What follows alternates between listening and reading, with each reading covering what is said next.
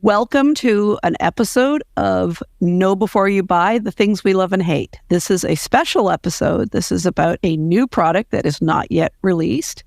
And I'm here today with Amos Miller from Glidance. And Amos, introduce yourself first, please. Hi, Lucy. It's wonderful to talk to you again. This is Amos Miller. I'm the founder and CEO of Glidance. And at Glidance, we're building a new mobility aid that has autonomous self-driving technology to help you enjoy. Yeah, I am really excited. I saw this product at CSUN and I gave it a test drive, and this is really exciting to me. I think this is going to be one of those products that actually excels at what you're planning to do. You're not a beginner in this field, Amos, are you? You've been working in assistive technology and assistive software for a long time, have you not? I'm not a beginner. I've always been, first of all, in technology. I think I started playing with computers probably from the age of 10 and went into computer science and career in tech, spent many years at Microsoft, most recently at Microsoft Research. And I'm also blind myself. I lost my sight from retinitis pigmentosa. I lost pretty much all of my sight in my 20s. And so during my time at Microsoft, I started to look at how we can really build on advancements in technology to make a difference when we're out and about, which led to the work on Soundscape. And now I'm in Glidance. This is a space I'm very passionate about, and I think we can make a very significant difference to a lot of people. Yeah, and I have to say, Soundscape was a very, very popular application, and did some really interesting things with talking to people, and you worked with people in developing the product, and didn't just make it another GPS app. It was a experience app, which I really appreciated when I used Soundscape, and others did. I think is that you weren't just giving someone a GPS app to move from point A to point B, but helping them identify their surroundings and environment in a really friendly but non-obtrusive way. I remember sitting at a meeting with Lighthouse Labs, and you were talking about some of the science you were using in there. It was pretty amazing Wonderful stuff. Yeah, I remember that session at Lighthouse and Science Lab. It was pretty early on, and I even now that I'm no longer working on Soundscape, but seeing the community take it forward and evolve from where we were, I think, first of all, it's awesome to see your baby grow and live its own life, right? Yes, but a lot of the core ideas are still very much centered, and I love it when people, like you just said, that people notice why we chose to do things in a certain way and why it's important. And from that meeting at Lighthouse Labs, I have a little bit more insight than most people would, because you actually talked about some of the science behind what you were doing. Right. Correct me if I'm wrong, but I believe it was you who introduced me to the idea of party conversations and how sound is processed. The cocktail party effect. The cocktail party effect. Thank you. I couldn't remember the exact name. Yes, the cocktail party effect, which is really that secret virtue of 3D sound, that you can hear it without having to pay attention to it, right? Yes, and that was lovely. And I mean, it was not only lovely, but I mean, there was actual science behind it. And I think, and I brought this all up because I think it's really important to talk about that before we get to Glide and the work you're doing at Glidance, because you're not coming at this as the developer who's creating a product to help blind people because you think they need it. You're coming at this as somebody who's creating something from your own use and need and your own experiences, but you're also the scientist, and you have kind of the the ability to look at the data, but also understand how we work and how we move through the world. Yeah, well, thank you. I do my best. I also want to say that I always have to. I think that the work on Soundscape has given me an opportunity to really engage with many people of all backgrounds and experiences and abilities, and really understanding that understanding the wider perspectives and not just my own. It's very important to do something like that. Yeah, I have to agree with you, because no product is born in a vacuum. No product works in a vacuum. And it's, every time I talk to developers in my daytime job, it's, you've got to deal with real people with disabilities and people without disabilities and incorporate their experiences and understanding in your products. And, I've seen what you've been doing with Glide and Glidance. You didn't say, here's a product and I want people to start buying it and tell us your feedback. You started a community within Glide. And can you talk a little bit about that community? Yeah, I mean, like you say, I mean, we are building a new assistive device, assistive technology, a new mobility aid. And I think it's arrogant on anybody's part to think that they know the answer and go in and say, okay, this is what you all need, right? And from the very beginning of our work on Glide, I mean, I had some pretty key hypotheses about what that device needs to be, that the idea that it's connected to the ground, the idea that it doesn't drag you around, the number of things that I came with and started validating.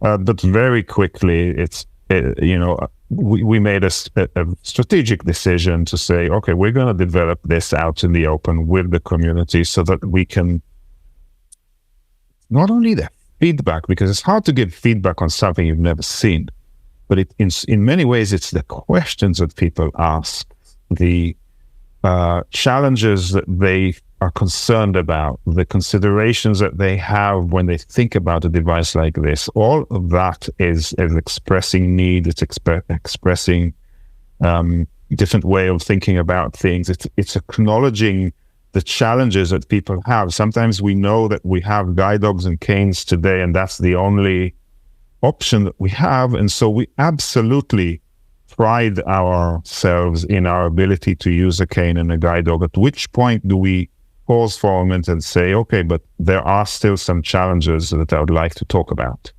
And so, this community, we started with a mailing list. People wanted to talk. We started to open monthly Wednesday, the last Wednesday of every month. We have Zoom calls, which now we have hundreds of people join every Wednesday to hear, to ask questions, to debate. All of these calls result in a ton of follow-on conversation and emails, and that's how we're working together, right? That's how we're now starting to do demo days, because we really do understand how important it is for people to touch the device and get first-hand appreciation for that experience. So we're looking for ways to do that more and more. So yeah, I mean, it's been a very central part to our work. Yeah, I'm a lurker in the community because I just don't have the bandwidth to be able to join every Zoom meeting. But I really appreciate, the way that you're communicating with the community. First of all, you're exuberant. You are a hell of a public speaker. Let's put it that way. But you also, as any good speaker, you listen and you take feedback. Do you have one example of a feature that, came specifically from the community, or something you changed profoundly because of what the community has said? And your answer could be no, but all the time. And like I said, it's in the questions that people ask. Yeah. I mean, I think just one subtle example, for example, people often ask, okay, will it have voice?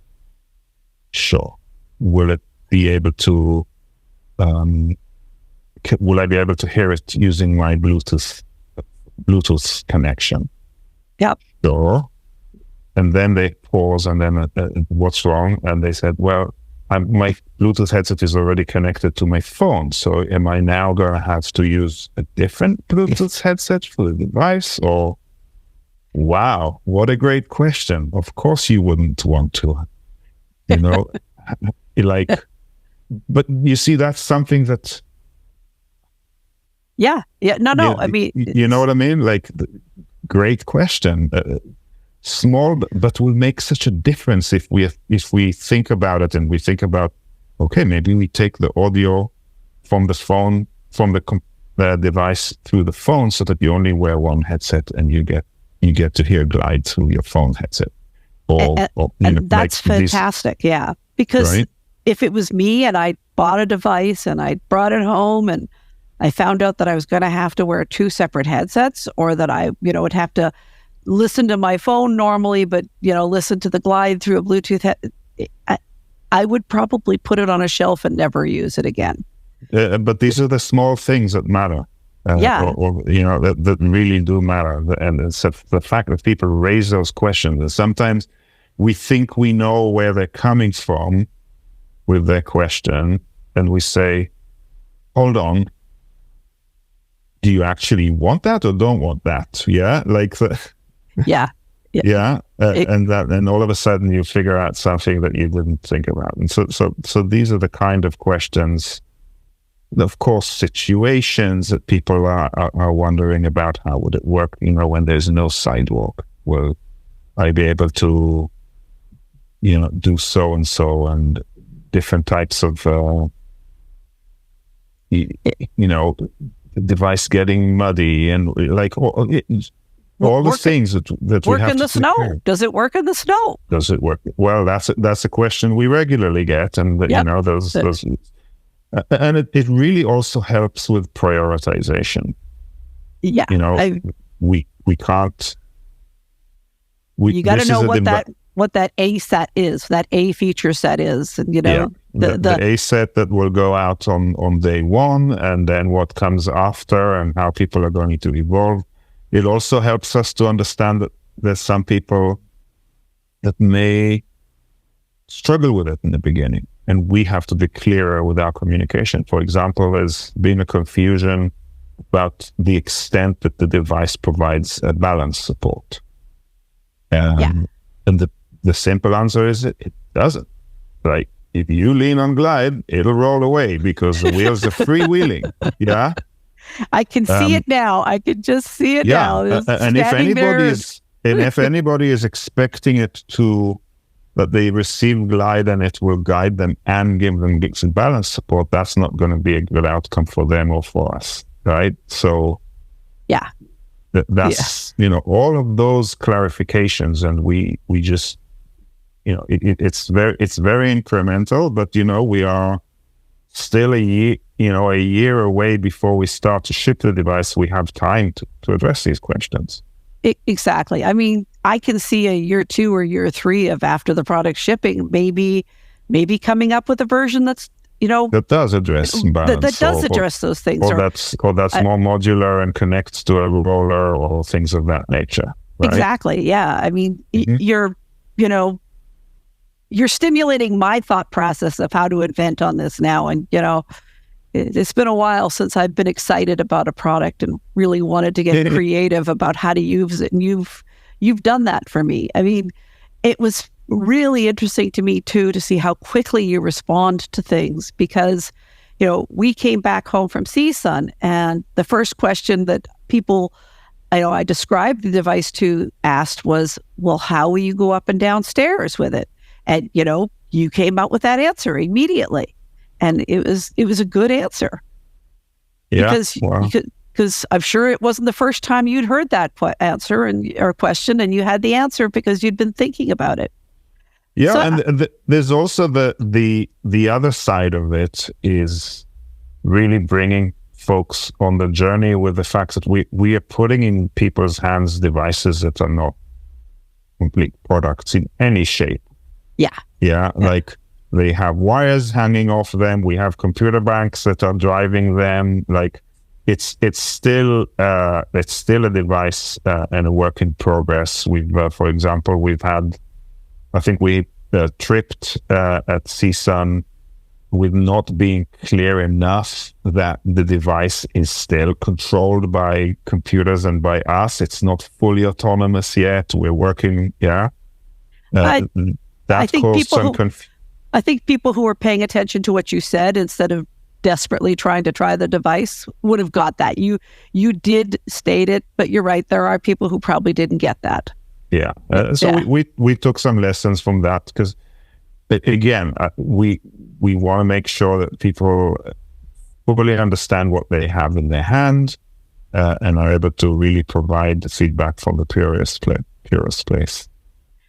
So I'm going to do something odd, and you can stop me if you don't want me to, but I'm going to describe what I think the concept of Glide is. Okay. And why I think it was such a great, and has potential to be a fantastic product. So Glide is a device, like you said, that's important that it touches the ground and it is on the ground in front of you, that doesn't guide you as much as keep you from making mistakes about things like, if there's a pole in your way, Glide won't let you walk towards that pole, but it will let you pick your path and choose your path around it. And if there's a hole in the ground, you can set Glide to be more sensitive or less sensitive, is what we had discussed at CSUN. So that, if you're someone like me who's tripped so many times that my ankles can't handle cracks in the sidewalk, I might be able to, tweak up the sensitivity a lot that says, help me avoid those cracks in the sidewalk. But somebody who doesn't care can just, decrease its sensitivity and make their way along. But what I thought was truly innovative about this device compared to other devices, I mean, I've tried the robot suitcase guide that IBM has. And the problem I had with that device was it's too limited, for one, in that, I think it's going to be great for set environments, like maybe at an airport or maybe at a hospital or, a massive office complex. But it's just not going to have the durability because it was a guide and it had a set pathway that it traveled on. Glide is not a guide, and you can correct me if I'm wrong. Glide is more of a mobility aid that can help you avoid obstacles or hazards, but let you choose your own path and your own way around it. It never pulled me anywhere. It just gently told me that something was there that I should, make my own way around. And I think that's the important thing is Guide is not in control. I'm in control. Glide is just, alerting me to the environments around me, similar to Soundscape, that, Soundscape alerted people gently in a way to the environment around them, but didn't say, you've got to go over to that Starbucks over there. Just that Starbucks was there and let me decide if I wanted to go there or not, or ignore it if I wanted.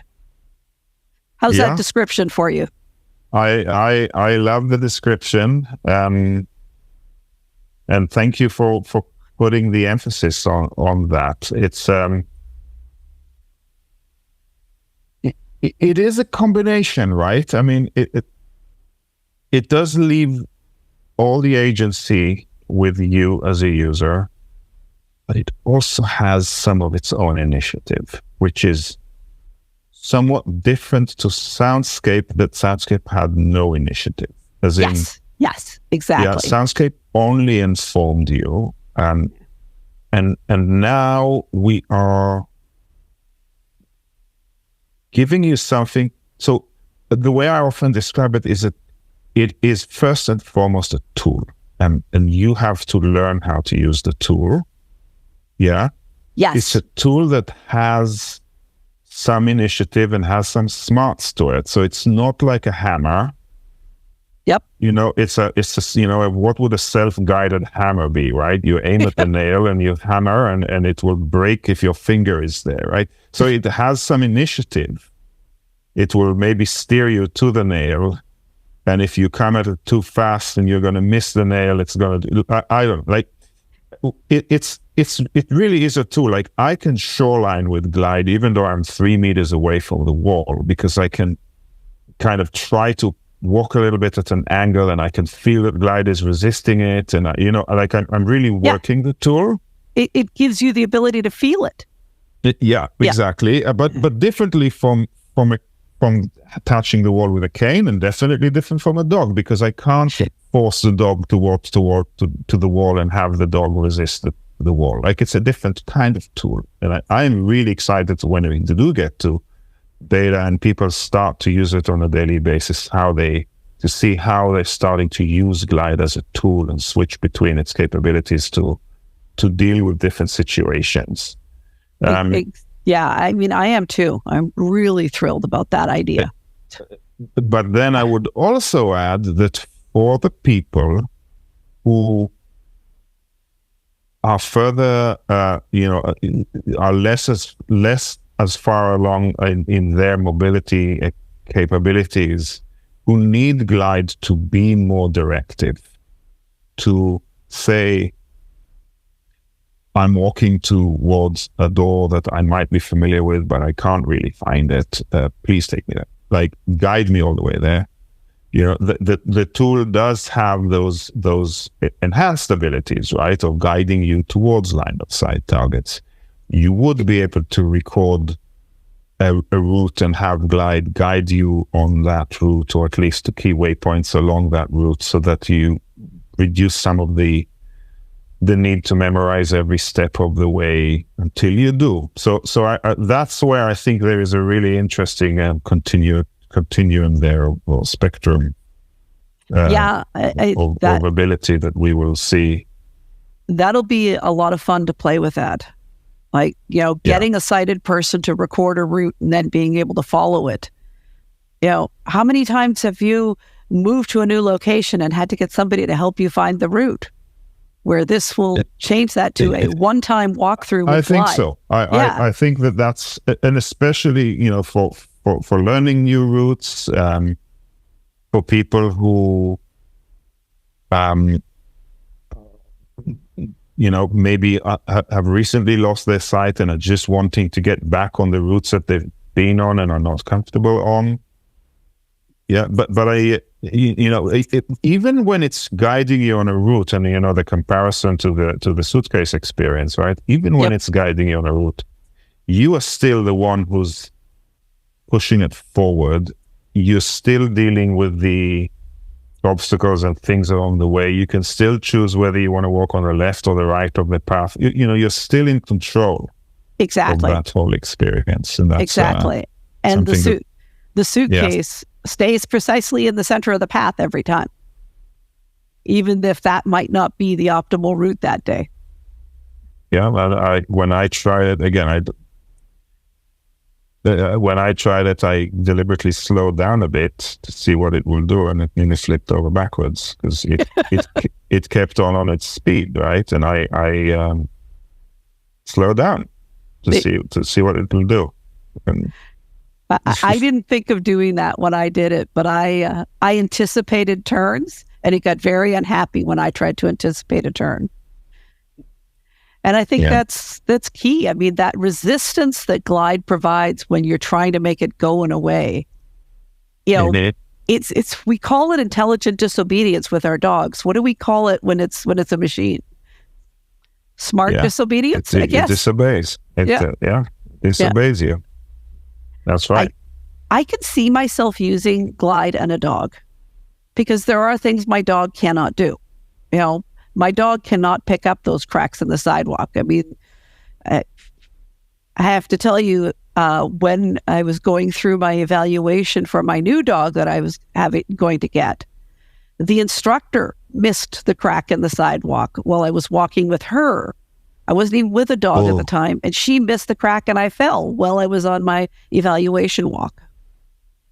And that's, I think Glide would have been able to find that crack because it knows it as an obstacle, because it literally was a 2.5-inch lip on the sidewalk. Yeah. I mean, first of all, I'm curious about using a dog cane and a Glide at the same time. I'm not sure how that would work, but I think maybe. I think using the dog would be more of a companionship thing in the end. Like, I could see myself healing the dog along with the Glide.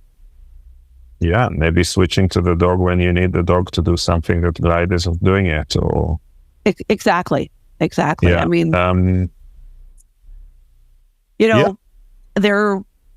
they were going to take a long time to get me a new dog because they said I didn't have the stamina to be able to work with a new dog. Glide doesn't care about my stamina. Glide will be there for me when I need it. And, I won't need to be able to walk 3 miles a day to keep Glide in shape because, that's what the dog required from me.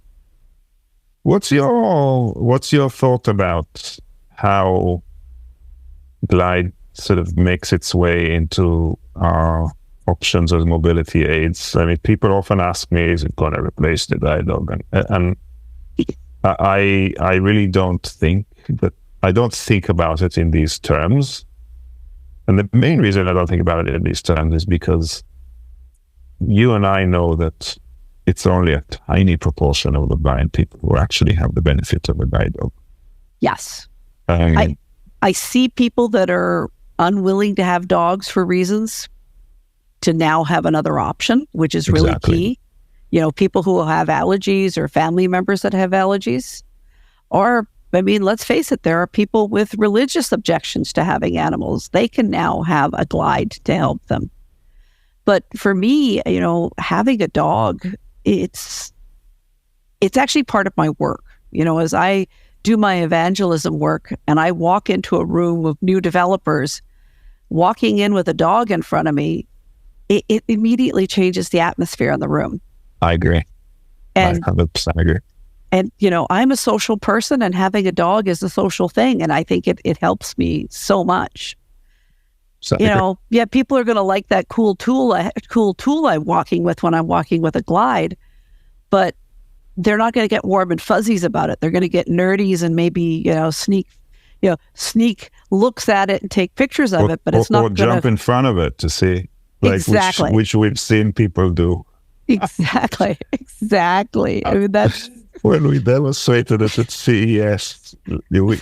There was one lady who jumped in front of it while Stevie Wonder was testing it. And she jumped in front of it and she was whisked away by security like a lightning bolt. That's awesome. Yeah, Amos, I'd love to talk to you more in the future about this too, because, I do think your product is going to do so much better. I look at, laser canes that were a big thing a while back, and, people are creating devices that I should, have it vibrate on my head or vibrate on my chest. Don't make things vibrate. I mean, I don't need more haptic feedback in the environment. I need to have the feedback in a way that I can control it. And if you're, I think it was 2000, maybe 1999. I was at CSUN and this guy from Holland had a belt, and the belt had vibrators all the way around the belt. Yeah. And I'm sorry, I don't know about you, but I don't get directional stuff from vibrating around my waist. It just doesn't work. Look, but for a long time, and with Soundscape, I held the hypothesis that with directional audio, we would be able to get to move very smoothly, and I've actually reached the conclusion that directional audio gives us a certain amount of information about direction, but you'd never be able to walk through a crowd or place with lots of obstacles or navigate even safely through a door with directional audio alone. It's just, we're not built that way. I mean, our brain isn't built built that way. That I often try to, the feedback loop between hearing and making the micro adjustments that you need to make with your feet and the direction of your movement. It's just not there. It's okay for something that at the macro level, but it's not at the micro. I mean, and I say the same thing about haptics. I just don't buy it. If the only argument I would say that is possible is that after a lot of training, you might be able to get the brain to start responding to it in a more. But it's a lot of training, awful lot of training. But I want to see the research that shows that to be the case, and what's the optimal training. And, maybe it's worth the effort, like people learn Braille. Maybe it is worth the effort because it gives you the goods. I have yet to see that. Yeah, I would have to agree with you. I mean, I have video games that have spatial audio, and the way I react to that spatial audio, it's not fast enough. It's not fast enough. Yeah, it's just not it's real. Good for it's not awareness, real time. Exactly. Yeah. I can use it to know that there's a gold bar over on the other side of the room to pick up, but I can't use it to avoid the monster that's coming at me. Sorry to use video game analogies there, but it's the only thing I can think of. I actually worked with Xbox while I was at Microsoft to look at ways to use soundscape ideas in Xbox games, and I think, points that we're talking about here were proven out in that work. I think that. Yeah, this is, I'm really looking forward to getting my hands on a Glide and playing with it. I was in your founder's page within an hour of it opening up. So, woohoo! Thank you. The best way to do that is to go onto our website, glidance.io, right, and register. Join your mailing list. Participate in the Zoom calls, and look for a demo day near you. I mean, I just saw the one in Toronto, and I was like, can I afford a trip to Toronto?